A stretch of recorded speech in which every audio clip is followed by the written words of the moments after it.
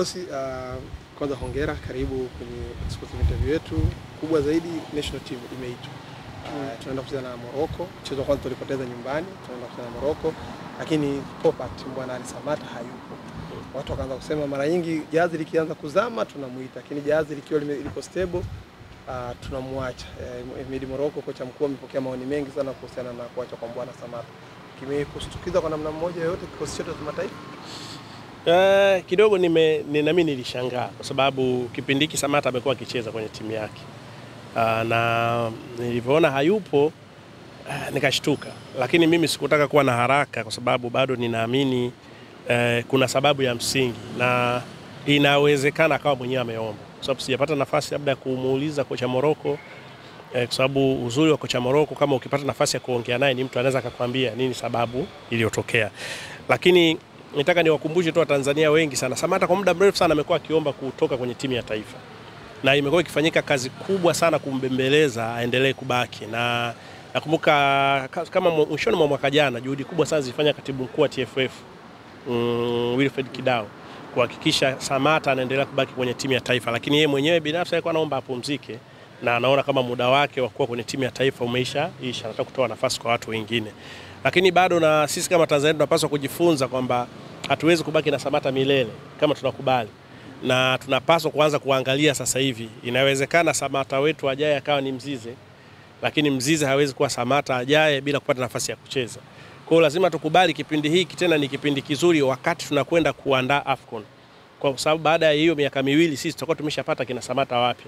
Na kama tutaendelea kumtegemea Samata leo, baada ya miaka miwili atakuwa hoi kabisa, si mchezaji ambaye tunaweza kumtegemea kwenye timu ya taifa. Kwa hiyo kinaweza kawa ni kitu kinaleta maumivu, lakini kinaweza kawa ni kitu ambacho kinatengeneza future yetu sisi baada ya kipindi cha Samata. Mlinda mlango tumeona yuko Ali Salim, tumeona golikipa kutokea Singida, tumemkosa Manula, lakini pia tumemkosa kipa kiongozi kwenye eneo la goalkeeping. Kwako una maoni gani? Kipa kiongozi kwa maana ya nini? Experience, uwezo wake. Experience, nafikiri tuwape moyo walioitwa.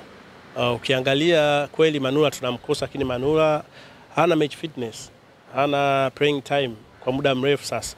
Na hata Simba wenyewe nafikiri wamemweka kama golikipa namba 3. Na kipa namba 2 ni Ali Salim, na umeona anapokosekana Pin Kamara wanamtumia Ali Salim. Sasa kwenye timu ya taifa utawezaje kumuita Manula? Mimi nafikiri tumwamini Ali Salim, na bahati nzuri sana kwenye mechi za timu ya taifa Ali Salim amecheza na amefanya vizuri, including ile mechi tunawafunga Zambia kwao. Kwa hiyo ni swala la kumwamini, na experience yake haiwezi kufanana na ya Manula, lakini inakwenda inajengeka na siku atakuja kuwa ndio bora zaidi.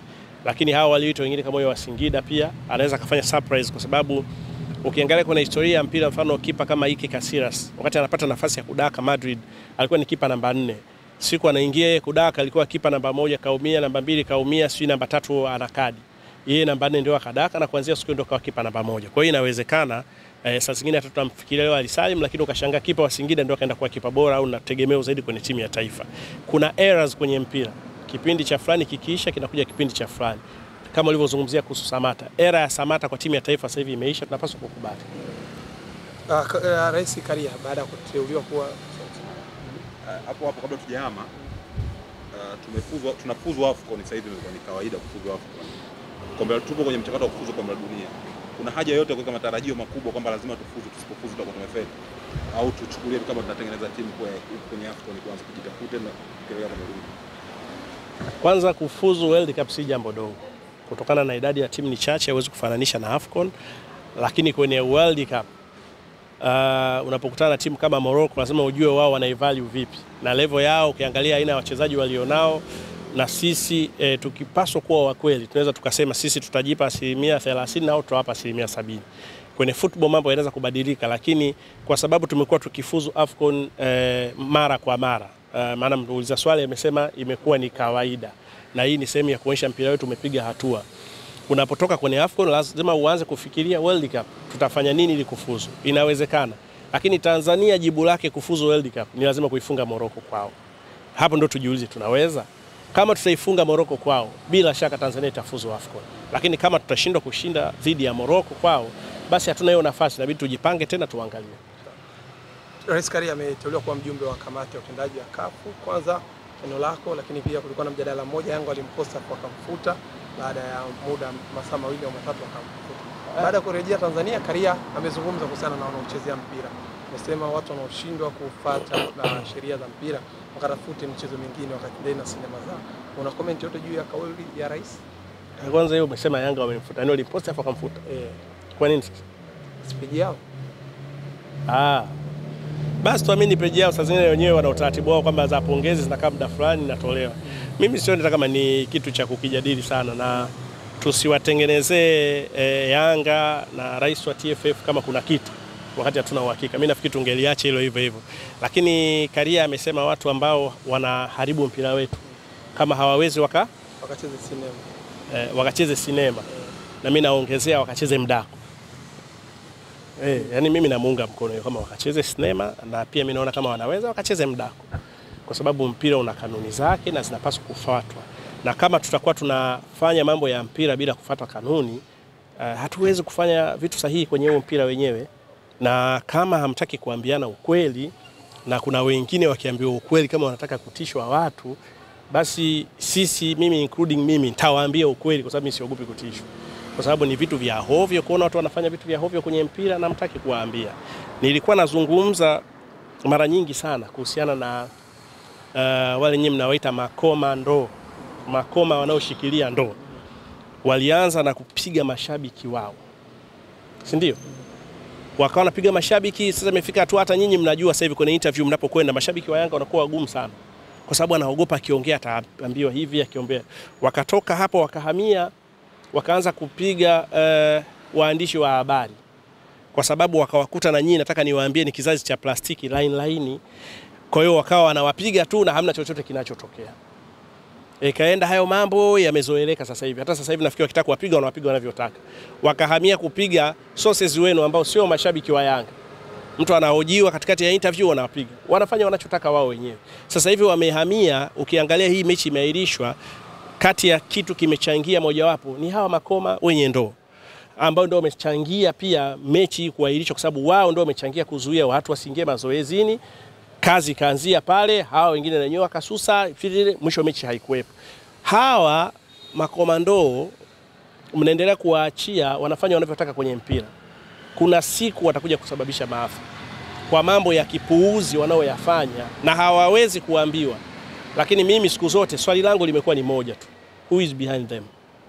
Nani anawasimamia nyuma hawa watu? Kwa nini wanafanya wanavyotaka wao wenyewe? Na hakuna anayeweza kuwasema wala kuwafanya kitu. Sasa ikitekewa wanakemewa watu kama hawa, nyinyi mnataka labda sijui onekane kama watu fulani special. Nyinyi mnaona makoma wenye ndoo ni watu special sana eti. Ni watu labda wana msaada wote kwenye mpira. Wote hawa watu wanafanya hivyo kwa sababu ya maslahi yao binafsi. Na kisingizio kitakuwa sisi tunaipenda Yanga ni kwa sababu wanapata visenti vyao tu pale. Na je, wanamtumikia nani? Bwana yao nani hawa ambao wanafanya vitu vya hovyo namna hii kwenye mpira? Wanavunja sheria na kanuni za mpira na mnaendelea kuangalia. Sisi nafikiri ukiachana kama watashindwa kwenda kwenye movie kwa sababu kule ndio kuna unajua unaigiza. Nafikiri ndio kwa maana ya Karia. Hata mdako mimi na washauri wanaweza wakafurahia pia. Hapo Yanga kwenye statement yao kuhusiana na kutocheza mchezo wa dabi, wamesema hawana imani na bodi ya ligi. Kwa hiyo wanatamani kuona mabadiliko kwenye bodi ya ligi, na mashabiki zao pia wameunga mkono. Rais Karia pia amezungumzia hilo, amesema hawa wanaosema viongozi wa bodi ya ligi wajiuzuru, je, viongozi wao wako sawa? Hawapaswi nao kujiuzuru. Kwa hiyo watu wakaanza kuuliza, je, uongozi wa Yanga una matatizo mpaka ujiuzuru? Kwa maana Hersi, Arafat Haji na bodi yote ya utendaji. Hivi mimi tuzungumze na nyinyi, sio kama vile mnanihoji, mnapiga story tu za kawaida. Hivi leo tuamue kufanya mabadiliko kwenye mpira, tufanye mabadiliko kwenye mpira kwa sababu Yanga wamesema? Na huyo Yanga aliyesema ni nani? Ukizungumzie kwenye swala la kuvunja au kutofuata kanuni za mpira. Juzi Yanga hapo wamezuia timu isiingie kufanya mazoezi ambao ni uvunjaji wa kanuni. Mbona wao hawajajiuzuru? Na mbona bado wapo? Na wale makoma wenye ndoo, si maana yake walikuwa wanatekeleza amri ya mtu fulani, walikuwa wanatekeleza amri ya nani? Si ni ya uongozi, si ndio? Ndio maana hawakuweza kuambiwa waachie waingie mazoezini. Sasa mbona walio wafanya vile wamevunja kanuni hawajajiuzuru? Kwa hiyo mimi sidhani, na ni shauri kwamba kwenye football tukitaka mpira wetu uendelee kuchezwa vizuri, tupunguze siasa. tuondoe mambo ya siasa, na kwamba kuna watu wanatamani kuwa wanasiasa, basi waachie kwenye mpira kuenda wakafanye siasa. Siasa na mpira vinaharibu sana. Sisi kipindi chetu wakati mimi na ripoti, unajua niliandika juzi kwenye post yangu kwamba nilikutana na Kaseja mara ya kwanza kumfanyia interview kwa mwaka 2002. Kati yenu hapa wote nafikiri kuna mwingine sasa alikuwa bado yuko darasa la kwanza au la pili. Ndio nilizungumza na Kaseja, mtu akaniambia, "Yaani 2002 ndio umezungumza na Kaseja? Kumbe wewe ni mzee." Nikamwambia, mimi mzee babu kwenye fani." Kwa sababu 2002 ndio nifanye interview na Kaseja. Sisi kipindi kile ilikuwa mara chache sana baada ya kipindi cha usajili. Baada ya pale mazungumzo yetu sisi ilikuwa ni ugomvi tu. Rage kamsema Ndolanga kamsema Rage. Hapa ni mtu na katibu mkuu wake. Ni kama vile Kidao kamsema Karia kamsema Kidao. Ndio ilikuwa stories zetu na watu ndio walikuwa wanasoma. Lakini leo watu mnazungumza mpira zaidi, sijui Mpanzu, Pakome, Faisal, sijui nani. Sasa ili tuachane na haya mambo ya siasa wanazofanya haya mambo, tuwazungumze watu ambao hawana maana, hawana faida, hawana chochote kwenye mpira wa Tanzania kama Makoma wenye ndoo.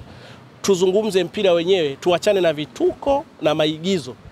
Na ndio maana nakwambia namuunga mkono Karia kwa sababu tunaingiza maigizo kwenye football. Football inafuata kanuni zaidi, twende kwenye uwanja, tuangalie takwimu, nani amecheza vipi, ilikuwaje. Hao ndio mambo ya msingi zaidi. Dabi ichezwe na wamesema Young Africans. Dabi itachezwa. Bodi ligi imekaa kimya mpaka leo. Dabi itachezwa. Hakuna mtu anaweza kuzuia dabi isichezwe. Hata yeye anayesema hajacheza alienda kwenye mchezo upi? Waamuzi walikuwepo pale. Walikaguliwa. Wanawaambia nyinyi tu mambo ya hadithi. Dabi itachezwa. Mimi naamini dabi itachezwa, na isipochezwa kuna watu watapoteza point. Na ninawashauri pia bodi ya ligi pia wanapaswa kuwa serious. Sio vizuri kwa na uongozi wa mpira afu unaogopa watu. Umeshaelewa? Kama kuna watu wanakosea Simba, piga panga. Kama kuna watu wanakosea Yanga, piga panga. Huu mpira sio wa Yanga au Simba peke yake. Na wanaosimamia, wanaotambulika na CAF na authority zote za mpira ni wao TFF, na ni vizuri sana serikali wasiwaingilie, waache waifanye kazi yao. Uwanja wetu muone baada ya kufunga. Bwana Benjamin Mkapa. Umefanyaje? Sulikuwa umepigwa bani, Msigo ametuambia uwanja uko sawa na juzi amepishia picha ya uwanja. Mimi sijui bana, uwanja naonaga kila siku hauishi. Yaani hata Msigo mwenyewe nimerudi nisema nitamtafuta Msigo tuongee naye kwa sababu naona asija kaona kwa mkanda sana huko. Lakini nitamtafuta niongee naye kwa sababu Msigo mimi nimetafuta naye habari tukiwa bado vishoko huko barabarani. Kwa hiyo nitamtafuta niongee naye nimwambie, "Mbona uwanja wao wenyewe hauishi kila siku? Una shida gani?" Kwanza hiyo umesema Yanga wamemfuta. Ndio lipost hapo kamfuta. Kwa nini? Speed yao. Basi tuamini page yao sasa wenyewe wana utaratibu wao kwamba za pongezi zinakaa muda fulani natolewa. Mimi sioni kama ni kitu cha kukijadili sana, na tusiwatengenezee Yanga na rais wa TFF kama kuna kitu wakati hatuna uhakika. Mimi nafikiri tungeliacha hilo hivyo hivyo. Lakini Karia amesema watu ambao wanaharibu mpira wetu kama hawawezi wakacheze sinema. Wakacheze sinema. Na mimi naongezea wakacheze mdako. Yani mimi namuunga mkono kama wakacheze sinema, na pia mimi naona kama wanaweza wakacheze mdako. Kwa sababu mpira una kanuni zake na zinapaswa kufuatwa. Na kama tutakuwa tunafanya mambo ya mpira bila kufuata kanuni, hatuwezi kufanya vitu sahihi kwenye huo mpira wenyewe. Na kama hamtaki kuambiana ukweli, na kuna wengine wakiambiwa ukweli kama wanataka pitishwa watu, basi sisi, mimi including mimi, tawaambia ukweli kwa sababu mimi siogopi kutishwa. Kwa sababu ni vitu vya hovyo, kuona watu wanafanya vitu vya hovyo kwenye mpira na mtaki kuwaambia. Nilikuwa nazungumza mara nyingi sana kuhusiana na wale nyinyi mnaoita makoma ndoo. Makoma wanaoshikilia ndoo. Walianza na kupiga mashabiki wao. Si ndio? Wakawa wanapiga mashabiki, sasa imefika tu hata nyinyi mnajua sasa hivi kwenye interview mnapokwenda mashabiki wa Yanga wanakuwa wagumu sana. Kwa sababu anaogopa akiongea ataambiwa hivi akiongea. Wakatoka hapo wakahamia, wakaanza kupiga waandishi wa habari. Kwa sababu wakawakuta na nyinyi, nataka niwaambie, ni kizazi cha plastiki laini. Kwa hiyo wakawa wanawapiga tu na hamna chochote kinachotokea. Kaenda hayo mambo yamezoeleka sasa hivi. Hata sasa hivi nafikiri wakitaka kuwapiga wanawapiga wanavyotaka. Wakahamia kupiga sources wenu ambao sio mashabiki wa Yanga. Mtu anahojiwa katikati ya interview wanawapiga. Wanafanya wanachotaka wao wenyewe. Sasa hivi wamehamia, ukiangalia hii mechi imeahirishwa, kati ya kitu kimechangia mojawapo ni hawa makoma wenye ndoo, ambao ndio wamechangia pia mechi kuahirishwa, kwa sababu wao ndio wamechangia kuzuia watu wasiingie mazoezini. Kazi kaanzia pale, hawa wengine wenyewe wakasusa, mwisho mechi haikuwepo. Hawa makomando mnaendelea kuwaachia, wanafanya wanavyotaka kwenye mpira. kuna siku watakuja kusababisha maafa kwa mambo ya kipuuzi wanaoyafanya na hawawezi kuambiwa. Lakini mimi siku zote swali langu limekuwa ni moja tu, who is behind them? Nani anawasimamia nyuma hawa watu? Kwa nini wanafanya wanavyotaka wao wenyewe na hakuna anayeweza kuwasema wala kuwafanya kitu? Sasa ikitekewa wanakemewa watu kama hawa, nyinyi mnataka labda sijui onekane kama watu fulani special. Nyinyi mnaona makoma wenye ndoo ni watu special sana eti? Ni watu labda wana msaada wote kwenye mpira. Wote hawa watu wanafanya hivyo kwa sababu ya maslahi yao binafsi. Na kisingizio kitakuwa sisi tunaipenda Yanga ni kwa sababu wanapata visenti vyao tu pale. Na je, wanamtumikia nani? Bwana yao nani hawa ambao wanafanya vitu vya hovyo namna hii kwenye mpira? Wanavunja sheria na kanuni za mpira na mnaendelea kuwaangalia. Sisi nafikiri ukiachana kama watashindwa kwenda kwenye movie kwa sababu kule ndio kuna unajua unaigiza. Nafikiri ndio kwa maana ya karia. Hata mdako mimi na washauri wanaweza wakafurahia hapo Yanga kwenye mavile mnahoji, tunapiga story tu za kawaida. Hivi leo tuamue kufanya mabadiliko kwenye mpira, tufanye mabadiliko kwenye mpira kwa sababu Yanga wamesema? Na huyo Yanga aliyesema ni nani? Ukizungumzie kwenye swala la kuvunja kutofuata kanuni za mpira, juzi Yanga hapo wamezuia timu isiingie kufanya mazoezi ambao ni uvunjaji wa kanuni. Mbona wao hawajajiuzuru? Na mbona bado wapo? Na wale makoma wenye ndoo, si maana walikuwa wanatekeleza amri ya mtu fulani, walikuwa wanatekeleza amri ya nani? Si ya uongozi, si ndio? Ndio maana hawakuweza kuambiwa waachie waingie mazoezini. Sasa mbona walio wafanya vile wamevunja kanuni hawajajiuzuru? Kwa hiyo mimi sidhani, na ni shauri kwamba kwenye football tukitaka mpira wetu uendelee kuchezwa vizuri, tupunguze siasa.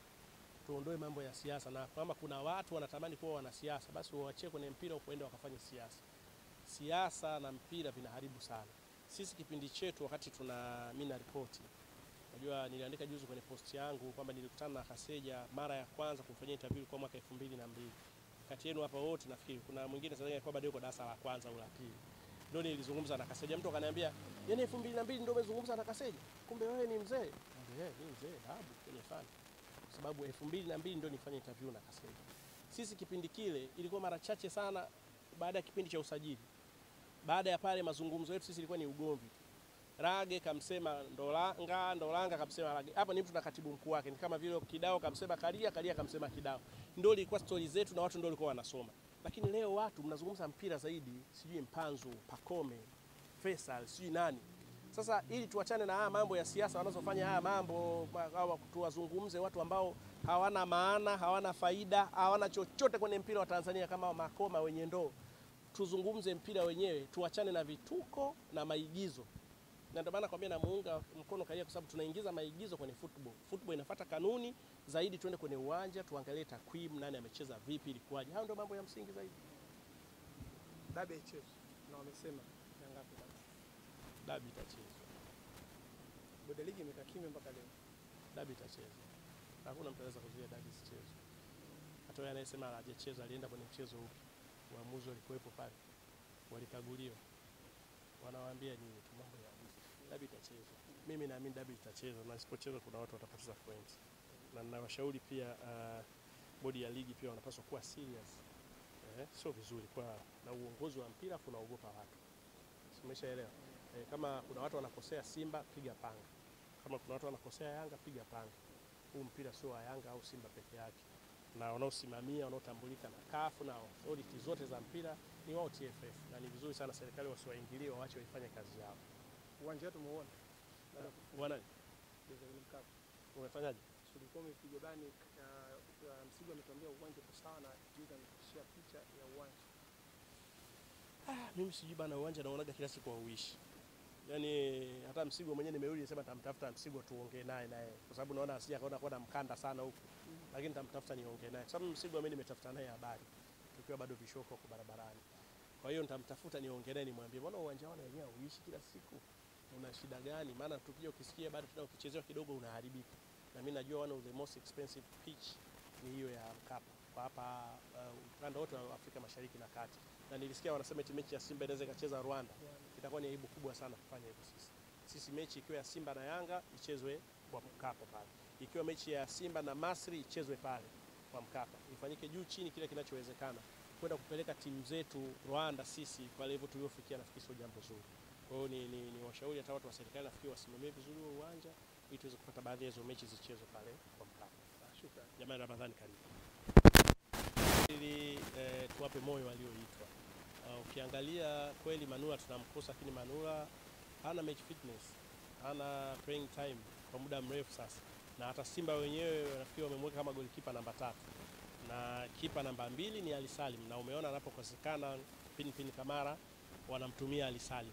Sasa kwenye timu ya taifa utawezaje kumuita Manula? Mimi nafikiri tumwamini Ali Salim, na bahati nzuri sana kwenye mechi za timu ya taifa Ali Salim amecheza na amefanya vizuri, including ile mechi tunawafunga Zambia kwao.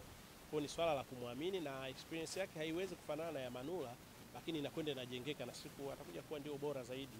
Lakini hao walioitwa wengine kama wa Singida pia anaweza kufanya surprise, kwa sababu ukiangalia kuna historia ya mpira, mfano kipa kama Iker Casillas wakati anapata nafasi ya kudaka Madrid alikuwa ni kipa namba 4. Siku anaingia yeye kudaka alikuwa kipa namba 1 kaumia, namba 2 kaumia, sio namba 3 ana kadi. Yeye namba 4 ndio akadaka, na kuanzia siku ndio kwa kipa namba 1. Kwa hiyo inawezekana sasa zingine hata tutamfikiria leo Ali Salim, lakini ukashangaa kipa wa Singida ndio akaenda kuwa kipa bora au nategemeo zaidi kwenye timu ya taifa. Kuna errors kwenye mpira. Kipindi cha fulani kikiisha kinakuja kipindi cha fulani. Kama ulivyozungumzia kuhusu Samata. Era ya Samata kwa timu ya taifa sasa hivi imeisha, tunapaswa kukubali. Kidogo nami nilishangaa kwa sababu kipindi hiki Samata amekuwa akicheza kwenye timu yake. Na nilivyoona hayupo nikashtuka. Lakini mimi sikutaka kuwa na haraka kwa sababu bado ninaamini kuna sababu ya msingi, na inawezekana akawa mwenyewe ameomba, kwa sababu sijapata nafasi labda ya kumuuliza kocha Morocco, kwa sababu uzuri wa kocha Morocco kama ukipata nafasi ya kuongea naye ni mtu anaweza akakwambia nini sababu iliyotokea. Lakini nataka niwakumbushe tu Watanzania wengi sana, Samata kwa muda mrefu sana amekuwa akiomba kutoka kwenye timu ya taifa, na imekuwa ikifanyika kazi kubwa sana kumbembeleza aendelee kubaki. Na nakumbuka kama mwishoni mwa mwaka jana juhudi kubwa sana zilifanya katibu mkuu wa TFF Wilfred Kidao kuhakikisha Samata anaendelea kubaki kwenye timu ya taifa, lakini yeye mwenyewe binafsi alikuwa anaomba apumzike, na anaona kama muda wake wa kuwa kwenye timu ya taifa umeisha, anataka kutoa nafasi kwa watu wengine. Lakini bado na sisi kama Tanzania tunapaswa kujifunza kwamba hatuwezi kubaki na Samata milele kama tunakubali, na tunapaswa kuanza kuangalia sasa hivi. Inawezekana Samata wetu ajaye akawa ni Mzize, lakini Mzize hawezi kuwa Samata ajaye bila kupata nafasi ya kucheza. Kwa hiyo lazima tukubali kipindi hiki tena ni kipindi kizuri wakati tunakwenda kuandaa AFCON. Kwa sababu baada ya hiyo miaka miwili sisi tutakuwa tumeshapata kina Samata wapi. Na kama tutaendelea kumtegemea Samata leo, baada ya miaka miwili atakuwa hoi kabisa, si mchezaji ambaye tunaweza kumtegemea kwenye timu ya taifa. Kwa hiyo kinaweza kawa ni kitu kinaleta maumivu, lakini kinaweza kawa ni kitu ambacho kinatengeneza picha yetu sisi baada ya